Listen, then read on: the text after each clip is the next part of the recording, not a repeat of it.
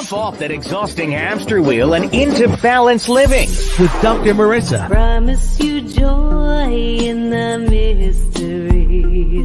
Dr. Marissa, also known as the Asian Oprah. Her mission, to be a beneficial presence on the planet. Her purpose, to be your personal advocate to live, laugh, love, learn. Her life motto, don't die wondering. Take back your life with Dr. Marissa Pay.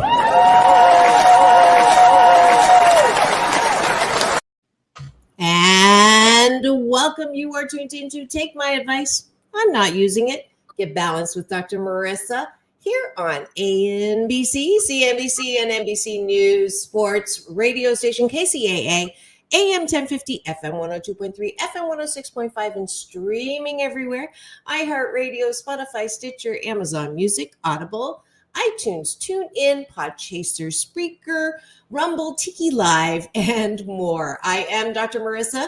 You know me as the Asian Oprah, and I am here to splatter more hope and happiness on you so there's no gossip, no scandal, no K-words, no Kardashian talk, no Davison, no Kanye talk. Instead, I want you to focus on your own reality show and how you can be happy 88% of the time. So I have topics and guests to that end, and today is no exception. I am delighted to bring you a very good-looking, no. He emailed me and gave me this information that I was asking for, and I said, where is it? And he goes, I sent it to you. And I said, well, I just got distracted by the very good-looking headshot. And you can see his smile is absolutely captivating. And let me read you a little about my guest this morning. His name is Benjamin Carlton. He's an actor, activist, and author of I'm Black, I'm a Minister, and I'm Gay. He studied communications and received his MBA from Florida A&M University. In 2013, he co-founded Be Me Community, a national movement of community builders led by Black people. BME's 400 plus fellows have raised over $400 million, earned 67 national awards, and helped over 2 million families secure educational, economic, human rights, health, and wellness opportunities. Benjamin has trained the world's leading authorities to include Bill and Melinda Gates Foundation, CBS, Viacom, the Obama administration, GM, Financial, Comcast, Universal, and JP Morgan Chase. In 2016, he came out as a gay minister in TheRoot.com that generated national discussion. The TEDx speaker took his message of authenticity on the road and encourages his audiences to live their best authentic life every day.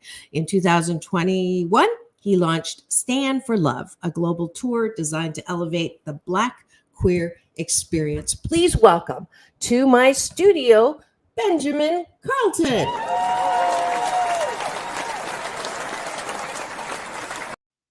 Welcome. Thank you so much for having me. Glad to be here. And thank you for that beautiful, beautiful introduction. I always get, shy or embarrassed to hear myself. But I'm thankful for the experiences and opportunities I've been given. So thank you. You're absolutely welcome. And we're going to launch right into having breakfast together. He agreed when we were prepping in the green room to have breakfast with my gratitude sandwich. Y'all know what that is. And first, I'd like to welcome. I finally got the green light from LinkedIn. When I first started on StreamYard, you have a choice of places where you can stream live, as well as I'm coming on live on my AM FM, but you can only listen there. So I'm really grateful to technology for allowing the watch and listen function. And I guess LinkedIn is a little stricter and whatever, but today is the first day and it seems to be working. So please put in the comment if you are a new LinkedIn listener. Welcome to you. As your eyeballs are rolling in, you can use the chat function to say hello, to participate in having breakfast with Benjamin and I in gratitude, 8 specific gratitudes. The late, great Dr. Wayne Dyer said 5. If you start with 5 in the morning, I'm an overachiever.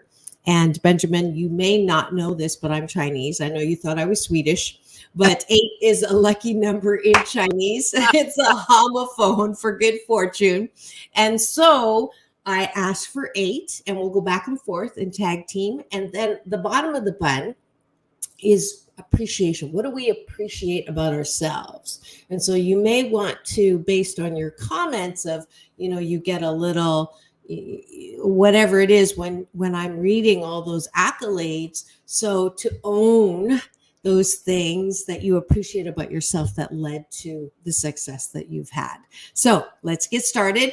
I am grateful that I met Benjamin at this wonderful peace rally that was put on by In the Meantime Men, Jeffrey, and Princess Murray from her own. I'm not sure. One of the things I'm going to do with Benjamin today is understand pronouns better. But they put on this wonderful peace rally to, to energize people around. Let's not forget Brittany Griner, where she is, how we can help her. So I'm grateful that I got to meet Benjamin Carlton there and bring him on the show. It doesn't have to be that long of a gratitude, by the way, but that was my first one. What are you grateful for? I'll take that one. That's my first one. Honored to have met you in that space, and honored, number one, to be able to be in that space. We are there to advocate for Brittany Griner, who is, falsely imprisoned in Russia. And that's a place where we don't have opportunities like this to speak freely and to be protected by free speech. So I'm grateful that I am in a country where I am, in the most part, protected by free speech. Great. I am grateful that I had hot water in my shower this morning. Yes, grateful to have put both feet on the ground as I stepped out of the bed. I'm grateful for good food and and I, knock on wood, have not had COVID yet because I'm deathly afraid of losing my sense of taste, because I do enjoy. I think it's one of the wonderful things about life. Yeah, I'm grateful. I had to get up early for this interview, but a cousin of mine accidentally butt dialed me, but I was grateful that she was up and we were communicating by accidental dial, but that was a great. Your butts were talking. Yeah. And then that's great. That's the top of the bun. 8 gratitude specific to your life. If you start your day 30 days in a row, I promise if you start your day with gratitude, you will have a better day than if you start your day doing this, or what I call SMH scrolling. My new term, shake my head scrolling, because that's basically what happens when you keep clicking. All right. 8 appreciations. What do you appreciate about yourself, Ben? I'll start and we'll keep this lasered. I appreciate that I am funny. I appreciate the same thing. I lead with love and close with laughter. Love it. And I appreciate that laughter is my favorite sound in the whole world. Oh, well, you'll get a kick out of me. I already am. I appreciate my smile and energy. I appreciate my ability to dance. I don't know if you've seen my socials blowing up with this little dance. I was on location at the Grand Park. They do this summer dance series, and so I had them tape me, and it's blowing up, which is good. And it's so funny. Social media is so funny. But anyway, sorry, I go on. Yes. What else do you appreciate about yourself? My heart of service and giving. I appreciate my flexibility, even when I don't feel like being flexible. I appreciate my ability to learn from other people's mistakes. Good one. I'm going to remember that. I don't think that's never come up. I appreciate my resilience, that, what doesn't kill you makes you stronger is truly, truly one of the truths that I live by and I'm grateful for. I think that's one more for you. I appreciate my ability to always be guided by the North Star, no matter what I'm facing. If I can get to the star, what I'm facing doesn't matter. It'll be behind me eventually. Fantastic. And there it is. We just had breakfast together. Gratitude sandwich, top and bottom of the bun.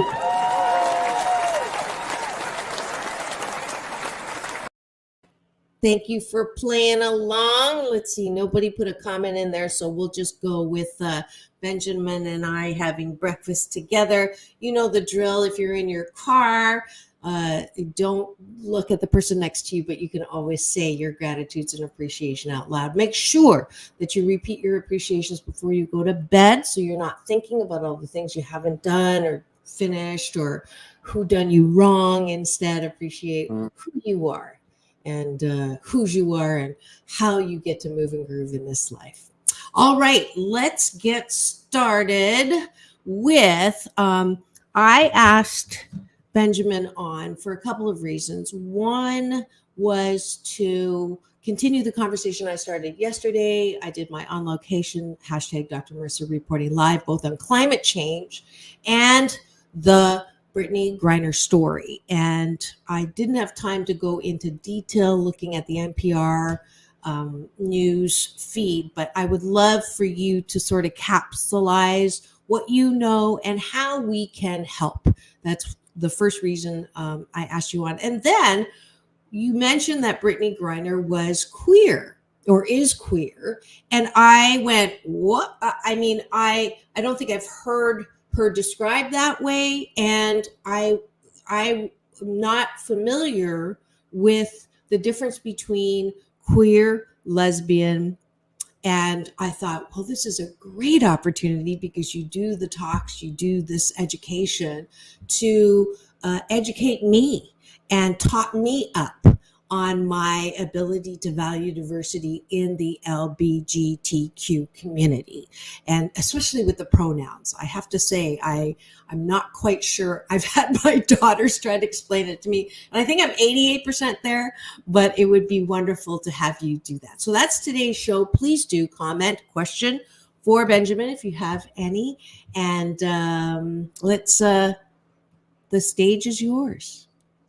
Thank you so much, and thank you for providing the space for us to uplift Brittany Griner and what she's going through and facing in Russia. So Brittany is an American women's basketball player who played in the WNBA, but also played abroad, mainly because of pay equity.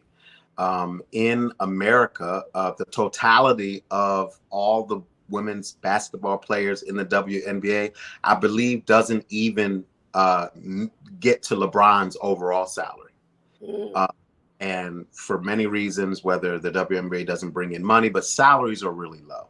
And so Brittany was in Russia making 10 times what she was making in the United States. Okay. So she was playing over there. Playing in Russia, and she had been doing so for years. This wasn't new. Brittany knew how to operate in Russia, so did a lot of other sports players who play abroad in different countries, and protocol, safety. And so she was traveling in the airport with less than 1 gram of cannabis in a vape, traveling through the airport, and she was stopped, charged with smuggling drugs into and out of the country. Long story short, sentenced to 9.5 years in prison for less than 1 gram of cannabis. But this comes right in the middle of Russia's unprovoked and uncalled for war against Ukraine. So many believe, even official government officials, that Brittany is being used as a pawn and is a political prisoner. And Russia doesn't seem to be letting up and gave her the max. They have like a 99% conviction rate. The difference is many other folks in Russia that have been caught with much more cannabis, caught with actual flower and weed on them, have been given way less harsher sentences. So for you to max out on an American citizen who had less than 1 gram of cannabis in a vape, leaving the country is just a clear picture of the message that Russia is trying to send.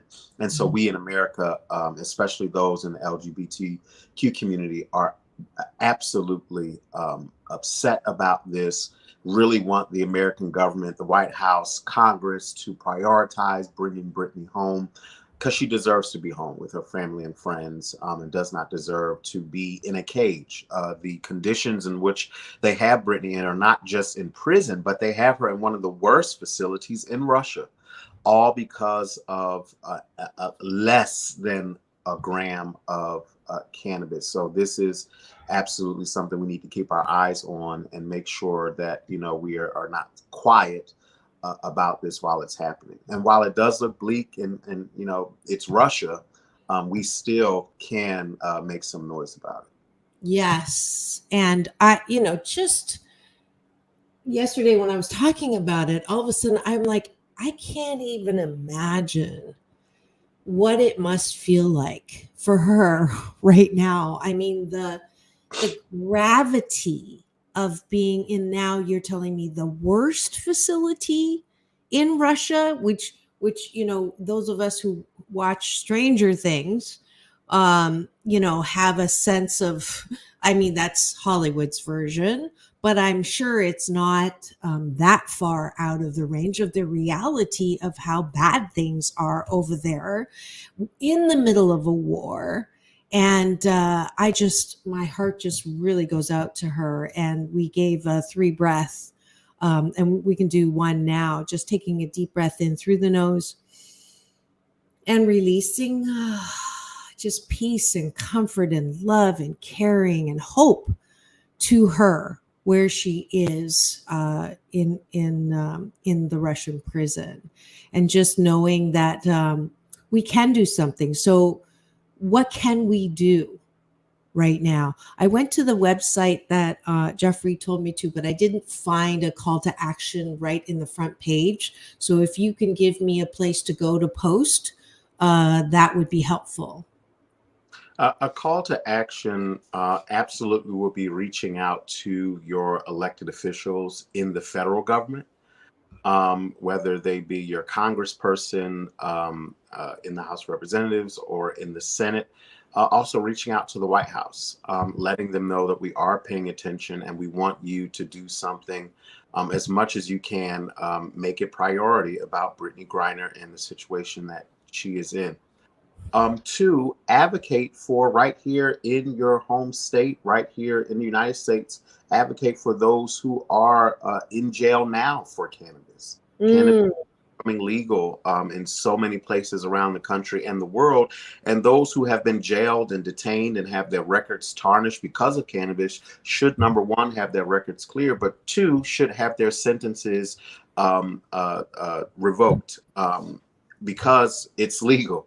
And a lot of us are out here using recreationally, using medically, and it's unfair to those who are in jail. And so those are some things that you can do in the name of Brittany Griner, fighting for those right here in your home state, in your home cities, who have been impacted by the unjust laws concerning cannabis. Great. I'm writing this in the chat. And action 2. Do you have any statistics on that? The second one, the advocate for those who are unjustly, what would be the word, incarcerated? Yeah, absolutely. / punished for cannabis, which is legal. And it is, I mean, if you follow the story, right? You have, the war on drugs, which created this pipeline for arresting minorities and hippies. This was started by the Nixon administration. All factual. You have a representative from the Nixon administration saying we knew what we were doing and we wanted people to stop protesting the war. And so in order to get them to stop protesting, they started arresting Black and brown people for cannabis and hippies for cannabis. They made cannabis consequences, for lack of better using the right term, stronger than using cocaine. Cannabis, you went to jail for longer than using cocaine. And then when they realized, oh wait, let's get them, addicted to cocaine and start arresting them for cocaine. Black people got arrested and spent longer in jail for doing crack versus white people who were doing the same drug, just in a different form. And so the political ramifications and the policies that have been enacted by the United States government to jail Black and brown people is trackable. This is not stories we've made up. They always said, oh, you're always blaming the man, blaming the system, blaming the man. We now have the factual evidence that proves that policy was created to arrest and jail hundreds of thousands of people. America hosts, I think there are more people in jail in America than if you combine countries around the world. And all of this happened on our watch. There's a number of books out there that teach you about this. And so that's what a lot of folks in my space are doing, as we not only advocate for equal rights, but we're advocating for justice for those who are currently in the system unjustly. Yes. And I absolutely agree vehemently. The way that Black and brown people are treated, both in the pullovers, that's not an imagination thing anymore. I mean, the silver lining around George Floyd was the light put upon the reality of the inequities in the policing system, on the pullover, on the charging, on the, incarceration. 13th is what I tell everybody must watch 13th. If they have any kind of, if I hear anyone say, well, if you do the crime, do the time, I just stop them and say, please watch 13th, and then we'll have this discussion, because it is completely the level of racism and discrimination and prejudice. We thought, and I'm a diversity consultant, I was one of the pioneers that put together programs in Los Angeles. 85,000 people in LA County went through the program that I was part of, First Interstate Bank, all of that. And the downside of doing that, we thought we were doing great things, is we just drove a lot of the prejudice and discrimination underground. So you weren't allowed to say anything. You had to, toe the line and make sure you use the right terms. And then all of that went underground, which was festered. I think it created the infection that we now see. And I credit the last president with one thing, and that's ripping off the Band-Aid so we could see how gross and pussy and infected it was underneath the Band-Aid. So the good news is we see it. Now we can heal it. Now we can do something about letting the light in and the air in. So yeah, a lot of people, when Brittany was first arrested, said that very same thing. Well, she shouldn't have had, cannabis in Russia. She shouldn't have this. She shouldn't have that. And the difference is Brittany pleaded guilty. She was very much aware of her actions, but the sentence does not match the crime. That is, when people say you shouldn't have done it. Okay, yeah, he shouldn't have been speeding, but he didn't deserve to die. Yeah, he should have, obeyed the officer, but he didn't deserve to have his life taken away. Like, just because I make a mistake doesn't mean I deserve to die. Just because Brittany had a less than a gram of cannabis oil in a vape doesn't mean she deserves 9.5 years in a cage. Like, humans detach themselves when they're able to point to someone else's mistake and say, you deserve whatever happens to you. Everybody sings that song until it happens to them. Good point. Not experience being pulled over simply because you have Black skin. When they experience any type of unjust behavior, oh, I get what you were. I get what you meant now.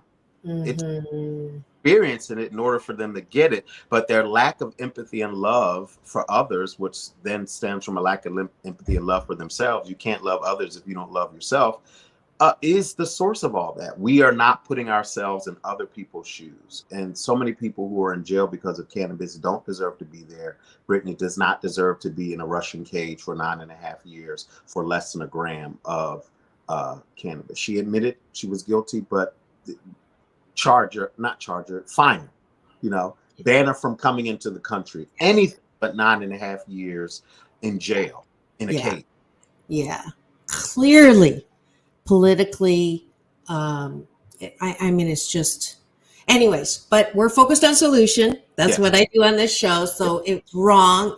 But let's just do more than shake our heads. Action number 1, contact your local legislator, continue to put it on the map. Number 2, advocate on behalf of those who are currently. I think this is a huge, area that we sort of kind of let go sometimes and forget. So thank you for raising that. We're going to take a quick break.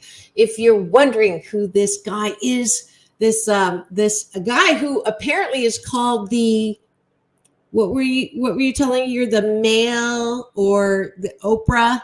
What is that your moniker? Yes, the male Oprah.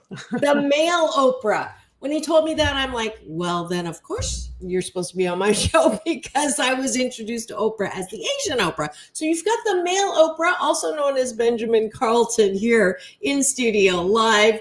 I am Dr. Marissa. You are tuned in to Take My Advice. I'm not using it. Get balanced with Dr. Marissa on KCAA. We'll be right back with more on value and diversity, the LGBTQ community. You just finished our first half focusing on Brittany Griner. Don't go away. Here on KCAA, the station that leaves no listener behind.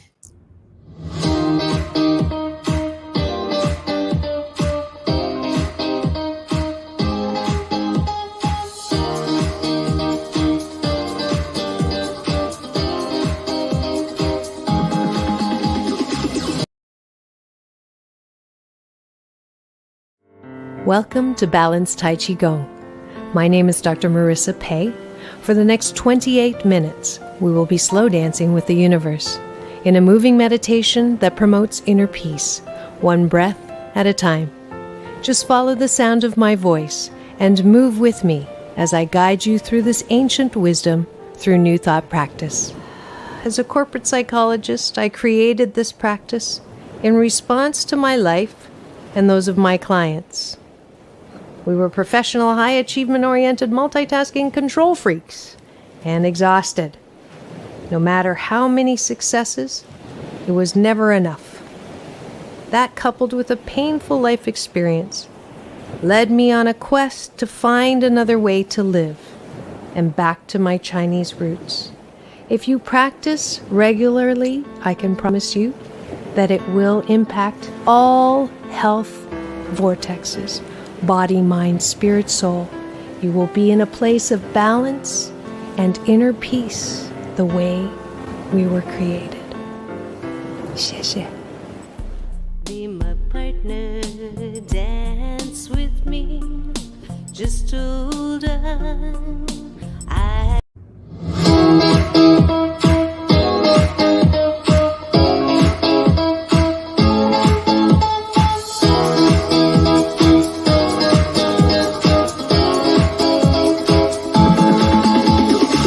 Take back your life with Dr. Marissa Pei. And welcome back. You're tuned in to Take My Advice. I'm not using it. Get balanced with Dr. Marissa, the morning show here on NBC News Radio, KCAA, AM 1050, FM 102.3, FM 106.5, and streaming everywhere.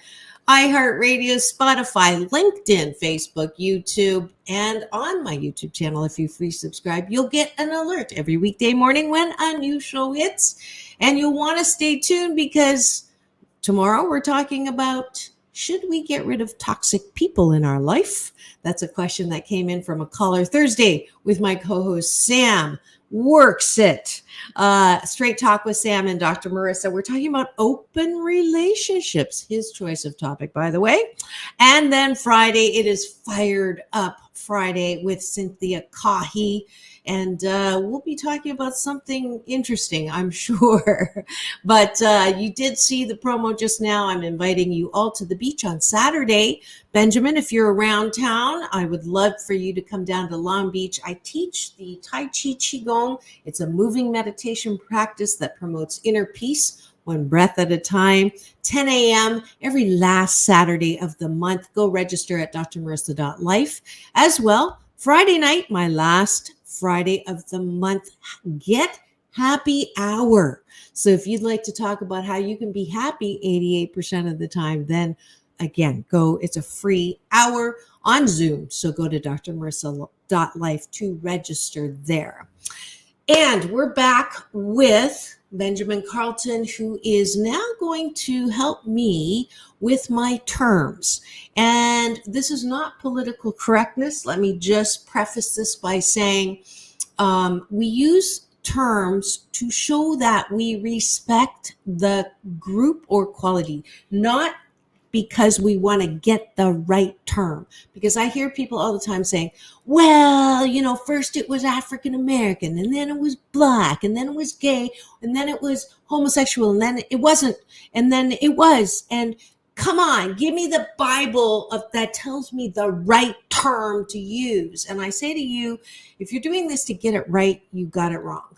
This is not about right and wrong. This is about I respect and want to connect with you. Therefore, what is the general term that your group, and there are exceptions, but in general, what do you prefer to be called? So thank you for helping me, educating me on this morning.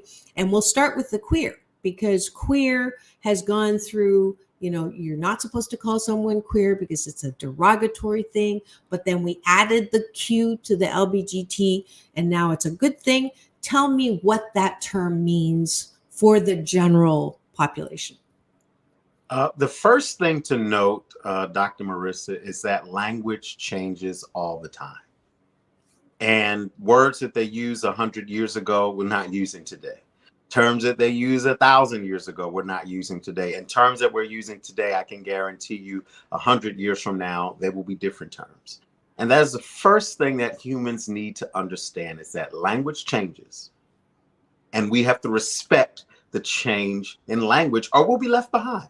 And you'll always be offending people, and you'll always be in the wrong, and you'll always be unwelcome to the conversation, because you can't face the fact that language changes. That's all. And before you even get to queer, I want to ask you, Dr. Marissa, how did you find out my name? You told me. After what? After we talked, and Jeffrey actually introduced you to me. And how do you generally find out someone's name? Besides Googling.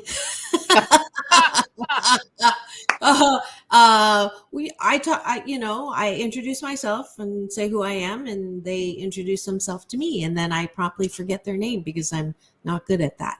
Yeah. But I try. A face I'll never forget. A name a name I will. A face I won't.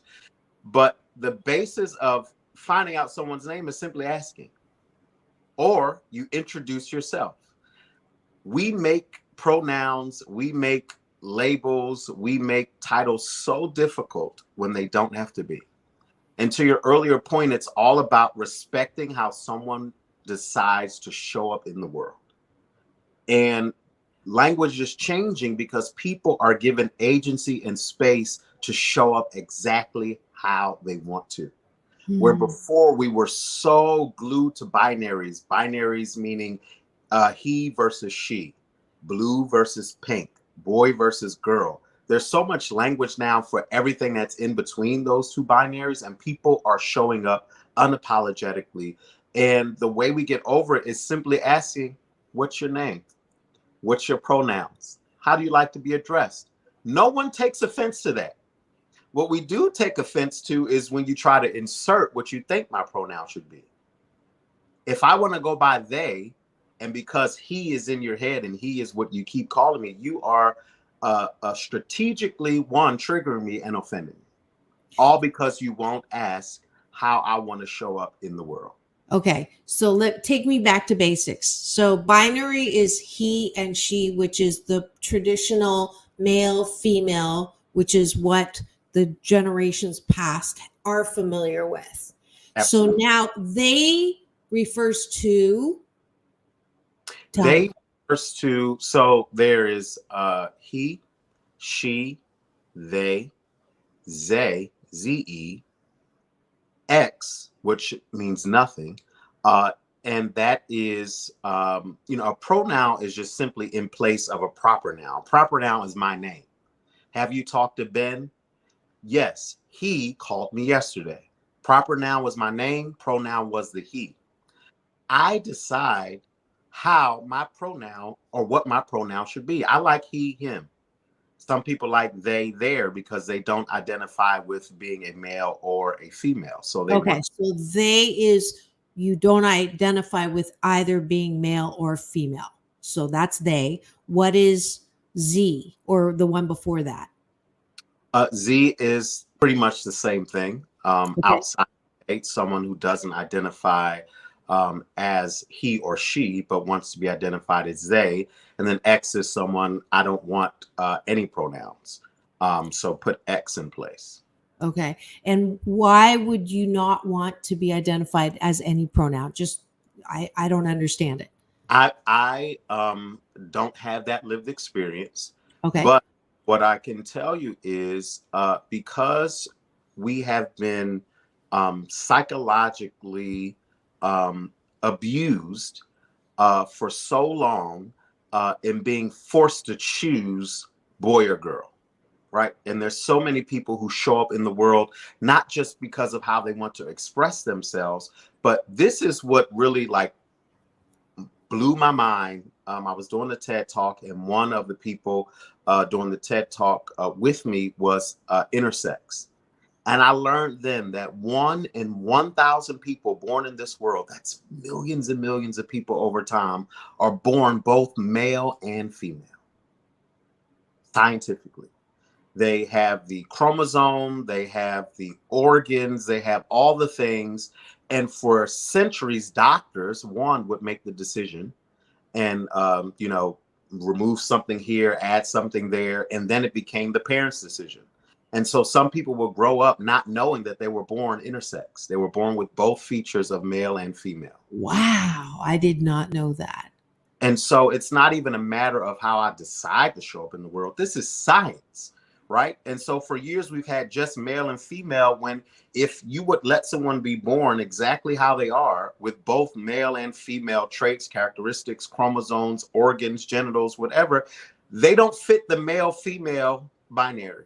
So more than just male and female scientifically, not even a matter of what I believe. This is science. And that blew my mind. And so there are some people who don't want to be in this system of, labeling male and female. So I'd rather be called none of that because I don't subscribe to it. Got it. So wow, that just blew my mind. So there are 1 in 1,000 are actually born with both male and female parts, for lack of a better word. And it's usually left to the doctor and the parents to decide for that person what they're going to be. And that would definitely explain some people when I've heard them say, I knew I didn't feel comfortable in the gender that I was. So I just watched that the football player that was catfished. I forget it. Manti. You know what I'm talking about. But anyway, so the woman now who catfished him said markedly a couple of times, I just knew I was not comfortable as a man. He looked like a man. He was Hawaiian Samoan and was very uncomfortable. That I know triggers a lot of religious people, a lot of conservative people. It just breaks my heart when I hear about, those camps that kids are sent to try to, brainwash them back into what is okay and normal. I mean, I can't imagine being in the LGBTQ community and living outside California, because what I hear is it's like back to the days of slavery and KKK anywhere else. In New York and California are like the havens, and then everywhere else, well, look at, gay marriages now with abortion. I mean, it's how do you how do you stay in a place of non-anger? Oh man. Talk to my therapist. That look on your face was just explained it all. Yeah. James Baldwin, who we affectionately call Uncle Jimmy, said to be Black in America, and I'm paraphrasing, is to constantly live and be in a state of rage. To be Black and conscious in America is to be in a constant state of rage. To be Black and queer in America is to be in a constant state of rage. And I use the term queer. Queer, back to your original question, is one of those words that have been taken back. Queer was used to initially discriminate against people who were in the LGBTQ space. It was a word that has been reclaimed. And queer initially, outside of the discrimination, represented anyone that didn't fall in the basic gay and lesbian space. You were othered. You were something else. Not totally gay, you're not totally lesbian, you're not totally bisexual, you're queer. And then the word evolved to represent everyone in the LGBTQ space. And it's an umbrella term where we don't have to get specific, but we're all related because we're queer. We're not all related because we're gay. Me being gay has no relation to you being lesbian. We have different interests, different love. Me being gay has nothing with you being bisexual or transgender. There's a difference, but we are all queer because we are on the continuum and the space of not being heterosexual and not just living in the he, she pronoun space. And so that's what the umbrella term queer means now. So that's why I can Brittany Griner is one of us and Brittany Griner is queer, because it's an umbrella term that represents everybody. Thank you. That makes so much sense. And it does a lot of, the puzzle pieces go in there.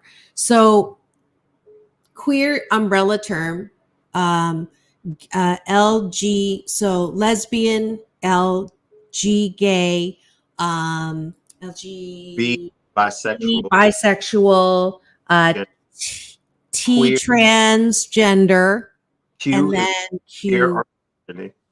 Got it. I, is intersex.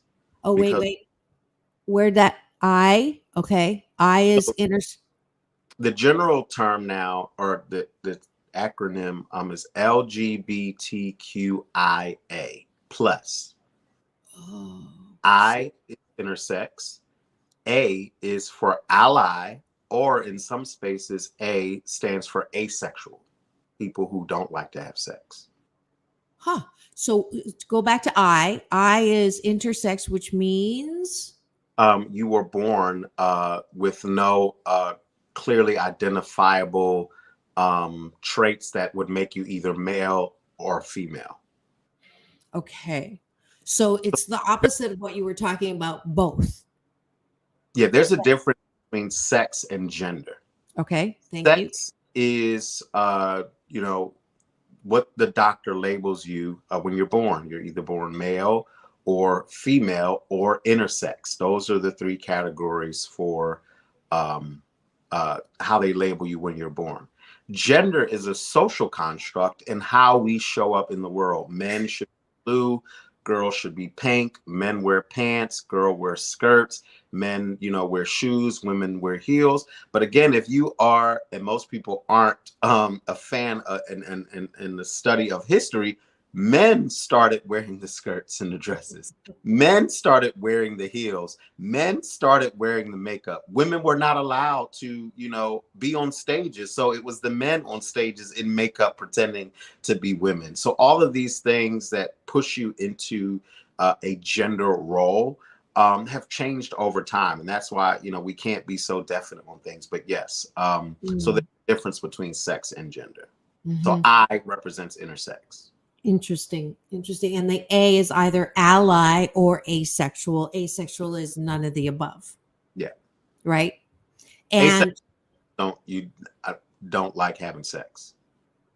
Asexuals don't. So it has nothing to do with gender, as you just described, and sexual orientation. It also has nothing to do with sexual, or you can be any one of the above and also have an A. Correct? Yes. Okay. Okay. So again, if you're wondering who I'm talking to, his name is Benjamin Carlton. He is an author, an activist, and an actor.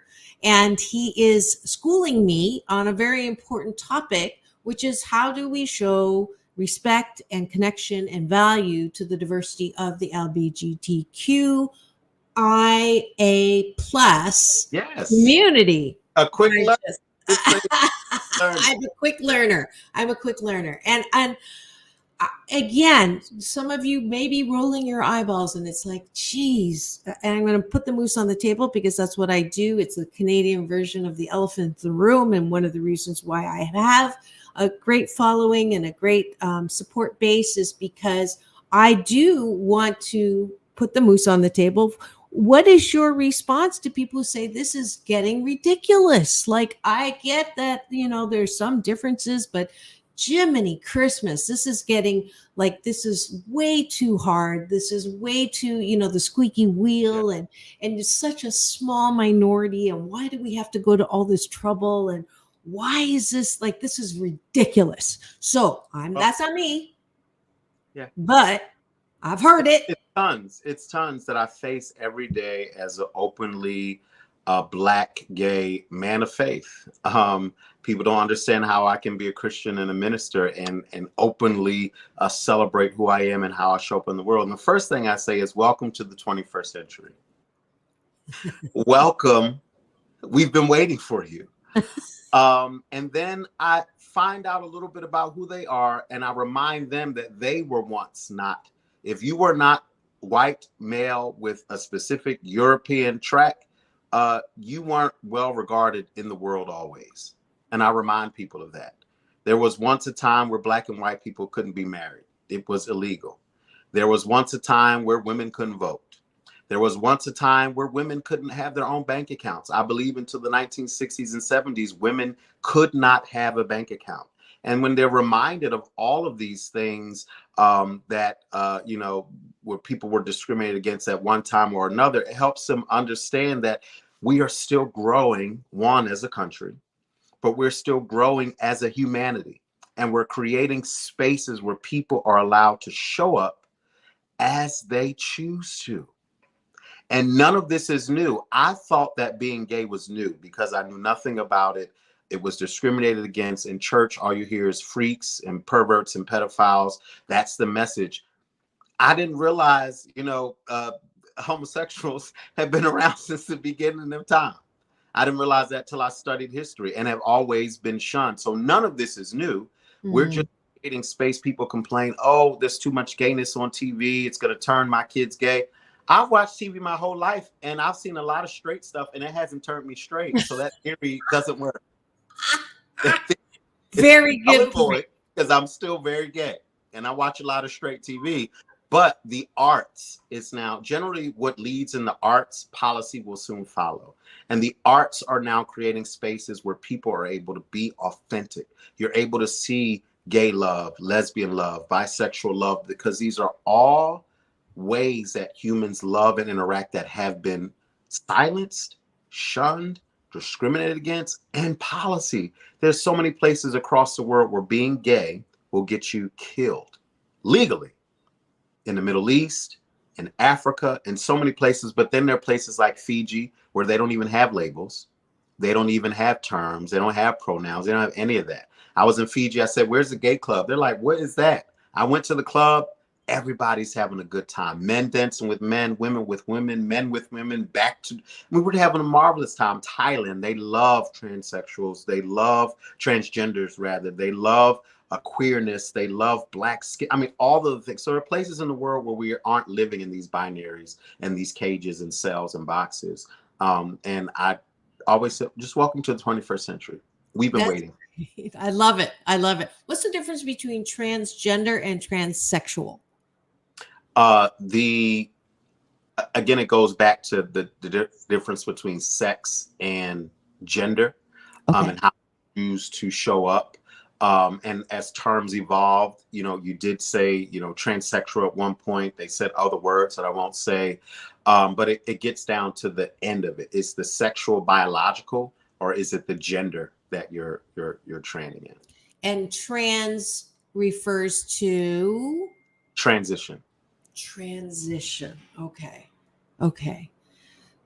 This is so good. I so appreciate you helping me with this. And That's what it's all about. Enlightening ourselves, learning, right? As an openly gay man, I had phobias and fears, and I admit this because it's a sore place to admit, but I had fears against the transgender and the drag queen community because all my life I was taught that being feminine was wrong. And so any connection that I had to that, I, triggered all of the things that come along with that. And I said, Ben, you can't be out here being openly gay and have issues with transgender and drag queen community. What's wrong with you? And put myself in a position to learn. I put myself in a position to be corrected and to be guided. And I volunteered at TransCon, which was a conference put on the Aqua Foundation for Women that created a safe space for the transgender community. They could do career fair, talk with one another. And I sat in a room with parents who had transitioned their children to sit and learn about them. And we cried for a long time because a lot of them had to uproot where they lived, move to different communities, make financial decisions. Also, their child could show up and be exactly who that child wanted to be. And that's how we overcome. We face our bias, we face our ignorance, and we face the unknown. So I appreciate you, Dr. Marissa, for even creating space for us to do that. absolutely. And there's so much more I want to learn. You have to get your book because I'm sure you talk about all of that. Tell me where I can get your book, the name of it. Yes, my book is entitled I'm Black, I'm a Minister, and I'm Gay. And you can get it on Amazon or my website where I will sign it and send it to you. And I have a number of other books on there, blacklovewins.com, blacklovewins.com. And I titled my website Black Love Wins because during the Love Wins campaign in America, where we finally got marriage equality, there was so much diversity in that movement. But after we seemed to get that law passed, they dropped the diversity of it all. And even in the LGBTQ space, white male interest leads. So white gay male interest is where the money is raised, is where attention is given. But we often leave out the minority within the LGBTQ space, which is the Black trans experience. And so my title, my website is Black Love Wins because it does. And I have books on there for parents, The Birds and the Bees, how to talk, and those in between, how to talk to your children about LGBTQ issues, breaking away from toxic religion, 10 signs he's on the down low. People didn't like that title, but it's so important to understand what contributes to somebody being in the down low. I was on the down low for years, and church contributed to that. Family contributed to that. People saying, oh, we want you to be free, but then you're free and they tear you apart. I mean, so many things, but check our website, blacklovewins.com. Wonderful. Definitely having you back because I want to have that discussion around religion, gay, down low. I never even heard that as an expression, but so much more to learn. But for now, your first time here, I'm so grateful that you got to come on and share all this Black Oprah with the Asian Oprah. And we're almost out. This is what I do at the end of every show. If you could do this with me, it's all about balance, peace in, peace out, world peace through inner peace. This is Dr. Marissa reporting live from her living room with Ben Carlton, www.blacklovewins.com. We'll see you tomorrow with toxic people, and go and have the best day ever. Yeah.